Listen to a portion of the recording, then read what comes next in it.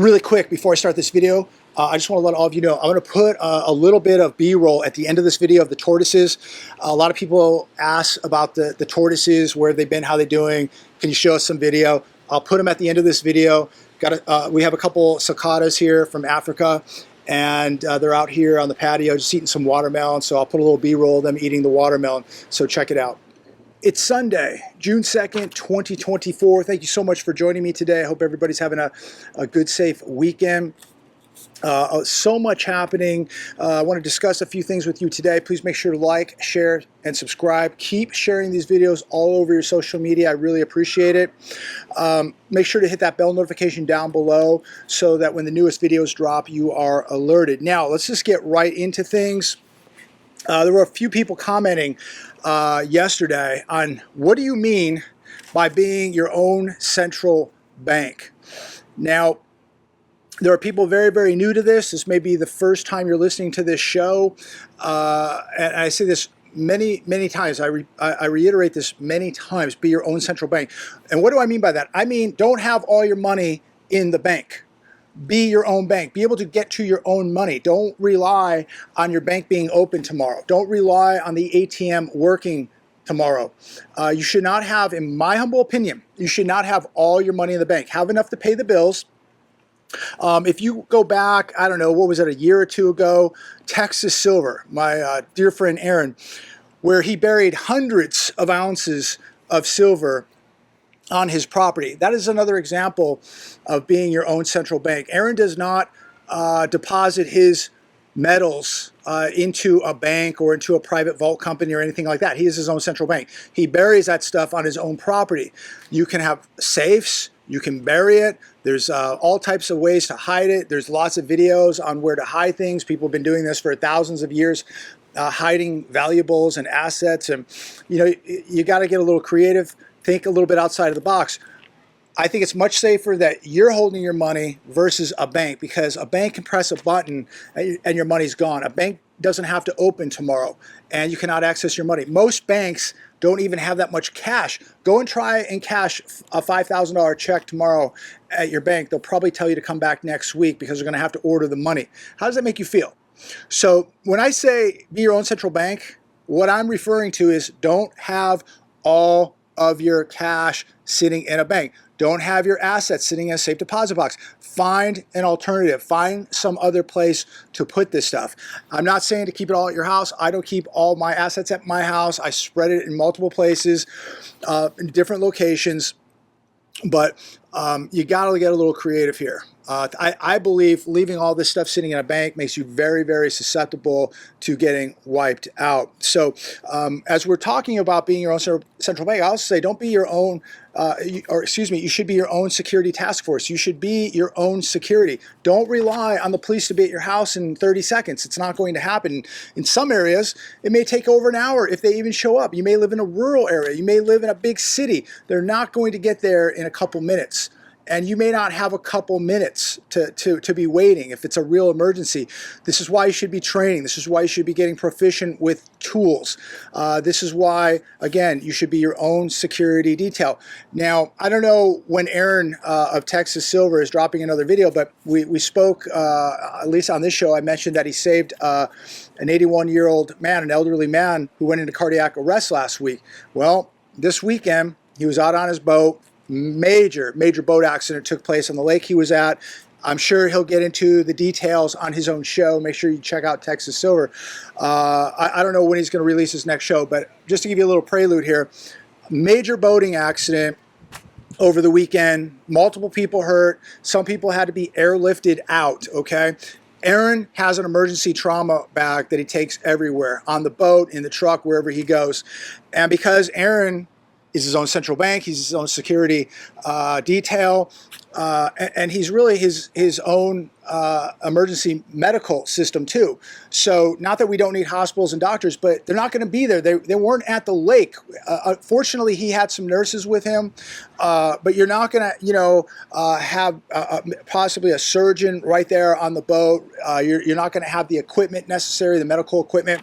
But Aaron, with his training, the people that he was with their training, and the equipment that they had in that bag, they were able to save a young girl's life. And again, people had to be airlifted. This is how bad it was.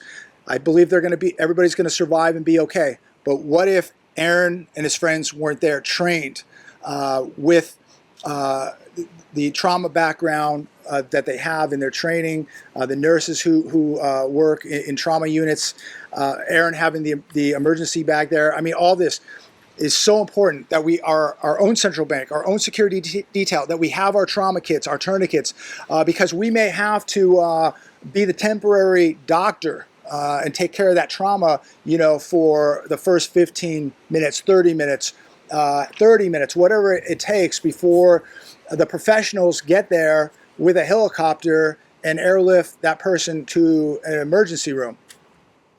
So all this stuff we should be, doing. We cannot be one-dimensional. We should be covering all bases, financially, with our security, with our medical training, all of that. So important. And of course, being in the best physical shape that you can be in and learning how to defend yourself, which is critical. You gotta, not just be in shape, you've got to have the skills and the techniques in order to protect yourself. So I just wanted to touch a little bit on that. Feel free to comment down below.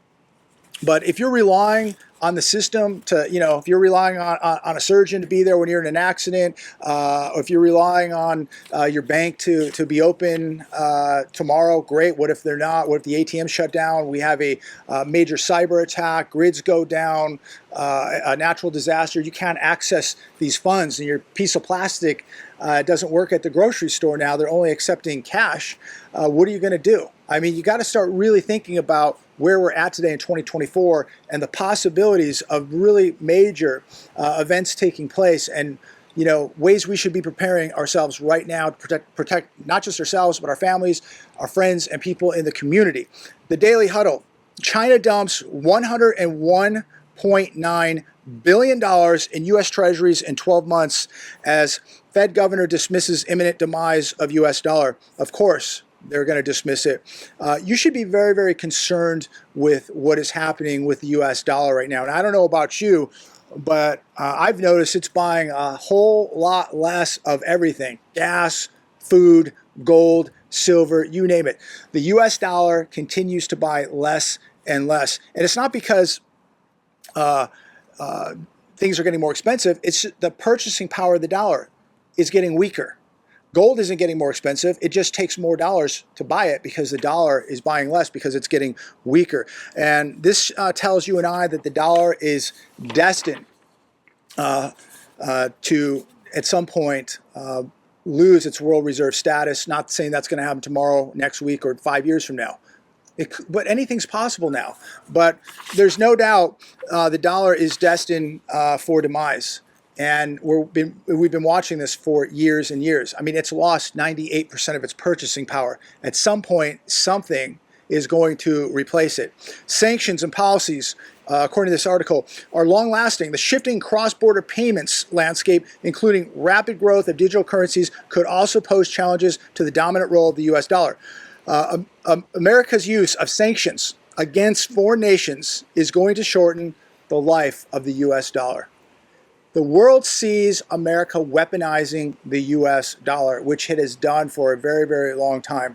The world is getting sick and tired of it. There are now beginning to become options, alternatives, as we see the BRIC nations rising and growing. And at some point, it's going to be something that we're going to have to contend with, and it is going to rival the U.S. dollar, in my opinion. Here's another one from the Daily Huddle. $517 billion in unrealized losses hit U.S. banking system as FDIC warns 63 lenders on the brink of insolvency. I guarantee you, if they're telling you 63 are on the brink of insolvency, it's a lot more than 63. The FDIC says banks are now saddled with more than $500 billion in paper losses on their balance sheets due largely to exposure to the residential, not commercial, the residential real estate market. Higher mortgage rates drove securities up $39 billion in the first quarter of this year to an overall $517 billion. We now have 63 banks, according to this article, on the problem list, which it's probably at least 10 times that. Yet the FDIC says no imminent risk to the financial system. Do you believe them? Do you really believe what you're being told today? I don't believe hardly anything I'm hearing now, reading now. You got to really take this with a grain of salt. The data is so manipulated. Shifting gears here, an interesting article on the Hedge today, making over $141,000 a year. Minneapolis Mayor Melvin Carter thanks the president for forgiving student loan debt. Melvin Carter, this guy rushed to Twitter to thank the president for forgiving this debt. This gentleman got his debt forgiven. $141,000. That's what he makes by himself. But he's married and he has a two-income household. His wife is an OB/GYN nurse, probably makes very good money. He is furnished by the taxpayers a car, a cell phone, a pension, and deferred comp. And his wife probably makes $100,000+ a year also. Mr. Carter, don't thank the President of the United States of America. Thank people like me and people watching this video today, the taxpayer, who are flipping the bill for this. And I am absolutely disturbed how lawless this is and how somebody like you can come out and thank the president for doing something that I think is completely immoral, should be illegal. And I say we vote these type of people out of office completely. Vote. I know that most people will say everything's rigged. I don't care. Vote, vote, vote, vote. So the numbers are so high you can't even rig this garbage. But this is absolutely disgusting that this mayor, Melvin Carter, comes out and thanks the president when he should be thanking the taxpayers of the United States of America. We got fleeced again. And when are people going to just be completely outraged with this? I mean, it's bad enough what we pay in taxes. It's even worse when you look where the tax money is going. CNBC, fast food franchise owners and squeeze customers test the limits of the value meal economy. Now we're beginning to see these valued meals and deals coming to fast food. You know, when I read stuff like this, first off, I've really been trying to cut the fast food out. I rarely do fast food, eating a lot more at home, just trying to make better choices. If I do go out to eat, I'm trying to eat at a better quality type establishment. But hey, look, I'm human. I'm in a jam. I'm in a hurry. Whatever, I may indulge in some fast food. Value meals are not going to save the restaurant industry. First of all, I would start with service.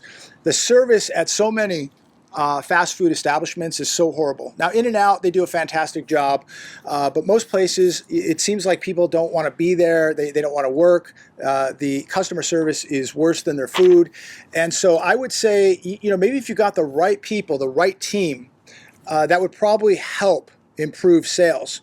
But, you know, these $5 value deals and meals and whatever it is, think about the garbage they're feeding you. The meals are smaller. It's going to be temporary.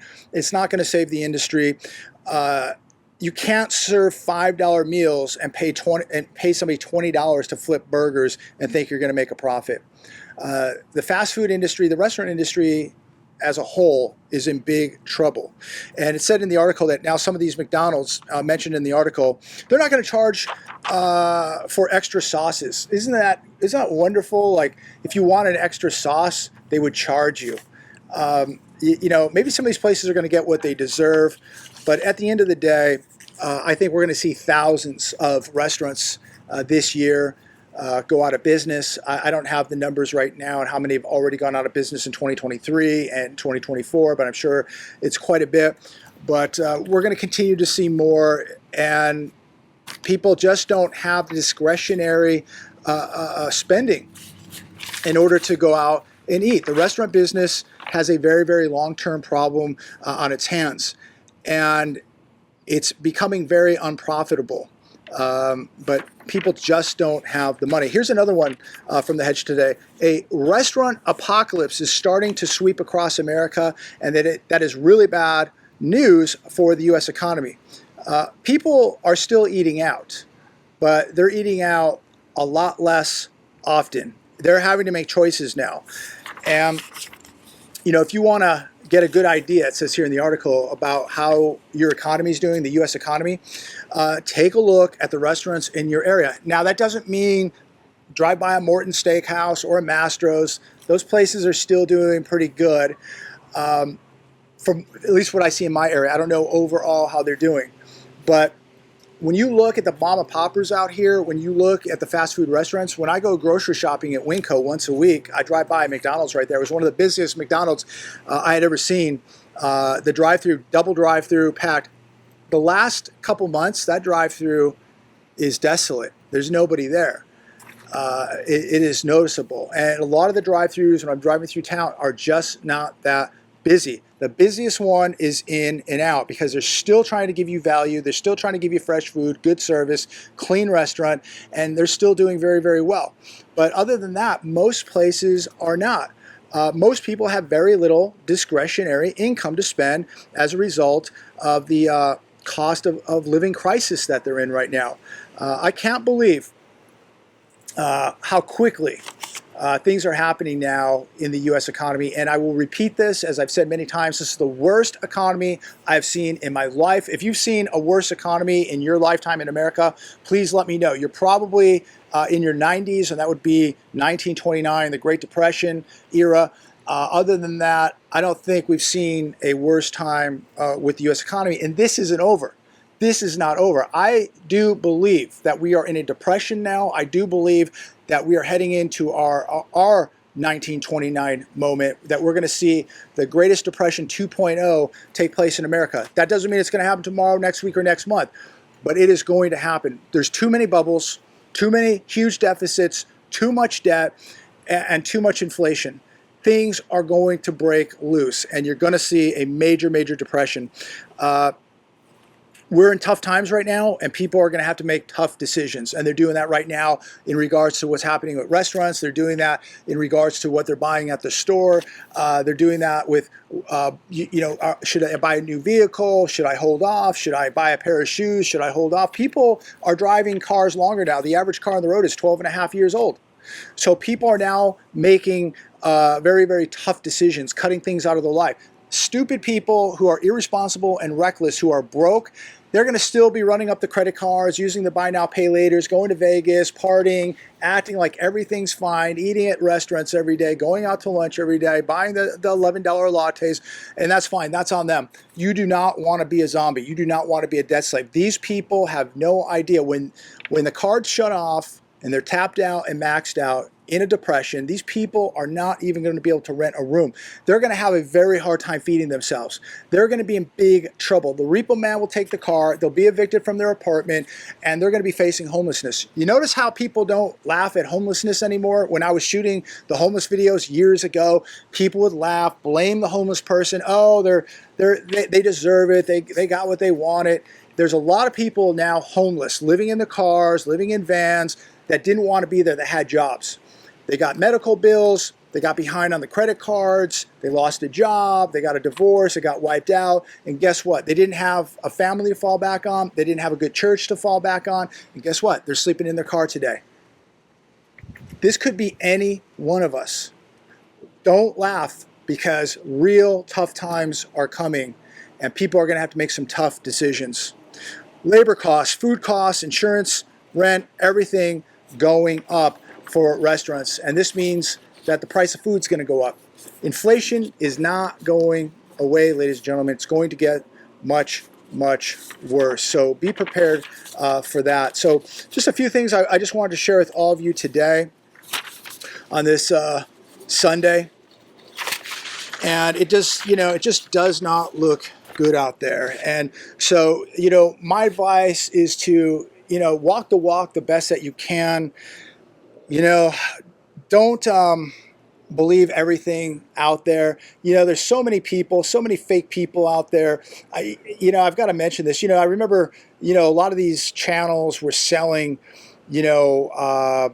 penny stocks, junior miners, all that, doing pump and dumps.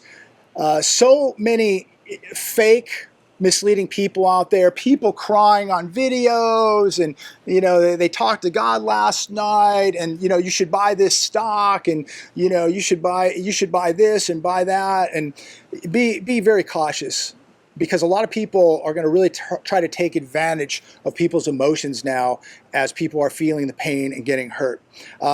These channels that sold the pump and dumps and all the little penny stocks that they wanted you to buy. I wonder where all those penny stocks are today. I wonder what happened to all those junior miners. Most of them are out of business, but they never talk about that now. The pump and dumps that have crashed, they never talk about that now. Be very careful where you're sending your money and who you're listening to, ladies and gentlemen. The worse times get, more of the con men, snake oil salesmen come out to try and take advantage and eat on your emotions.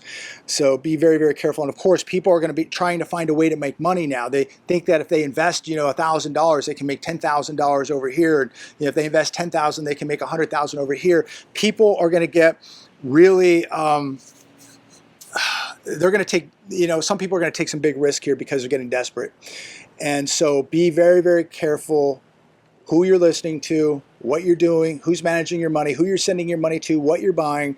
I would be extremely cautious right now. I've been telling you for 6 years, 7 years, to be buying tangible hard assets like gold, like silver. And I can say that because they will never go to zero. They go up, they go down, they will and cannot ever go to zero. So I feel comfortable always recommending you have some gold, you have some silver, because they have never been worth zero in 5,000 years. They will not be worth zero in the next 5,000 years. They have an incredible history, and they may save your butt in a time of need, like they've done for so many people in past history. I believe in investing in yourself, knowing how to do things, knowing how to protect yourself, having the skills, the proper tools, being proficient, having the proper training. Incredibly important. Food and water. Everybody should be putting a little food away every week. If you haven't already begun doing that, you could go buy. I will say, when I was at the grocery store last week, a can of Campbell's soup, like $1.47 at a discount grocer. It was like $1.47. I remember that was a quarter. So, but you know what? If you can go buy 5 or 10 cans a week, put some of that away. Put some water away. If you can afford some emergency food, boom, put it away. A jet boil so you can heat this stuff up, heat up water, boom. Buy stuff like that. You'll have it forever. You'll always be able to eat the food. You'll always be able to use this stuff. You'll always be able to protect yourself. Good times or bad, you're always going to have crime. You should know how to protect yourself. So things like that. Again, security, knowing how to protect yourself. Food, water, have hard tangible assets, gold, silver, have cash reserves put away. You don't have to listen to people selling you magic potions and magic pills. Get to the gym, get in shape, get to the range, get proficient, go to the store, get some canned food, some water, buy some emergency food, buy these type of things. This is what you need to be doing right now, in my opinion. Gambling in penny stocks, no, that's a big no-no. And these people should be ashamed of themselves, because to me, they're absolutely criminals, because they're taking advantage of people at the worst possible time, and they know exactly what they're doing. But they don't care. They just want to make a buck. That's all they want to do. So be careful out there, and invest your money in you right now. Invest it in you and your family, and make sure everybody's safe. And most of all, the most important thing, be walking close to God. Everybody should be saying their prayers, thanking God, first off, for another day of life, that you have family, you have friends, you have opportunity to prepare, and that you're awake. That is number one. Pray for direction, pray for strength, ladies and gentlemen, because we are getting into something very, very supernatural here. This is going to be, as it is already, spiritual warfare, but it's going to increase. We're going to really see some crazy things happening, I believe, this year as we head into summer. And God knows where we're going to be by the end of this year. And I will say this, to me, no matter who wins the election, I think 2025 is going to be absolutely chaotic. My opinion. I could be wrong. But it doesn't matter who wins at this point. It's going to be absolutely chaotic one way or another. Now, of course, I certainly do believe that one person is a million times better than the other. I'm not going to get political here, but no matter who wins, it's going to get crazy, and you need to be prepared for that. People just think like, oh, after the election, everything's going to be great. We're going to go back to, you know, a booming economy and inflation's going to. Don't believe that, ladies and gentlemen. It could get a lot worse, and it will. I'm going to leave it there today. God bless all of you. Please like, share, subscribe. And as always, I look forward to speaking to each and every one of you. Talk to you soon.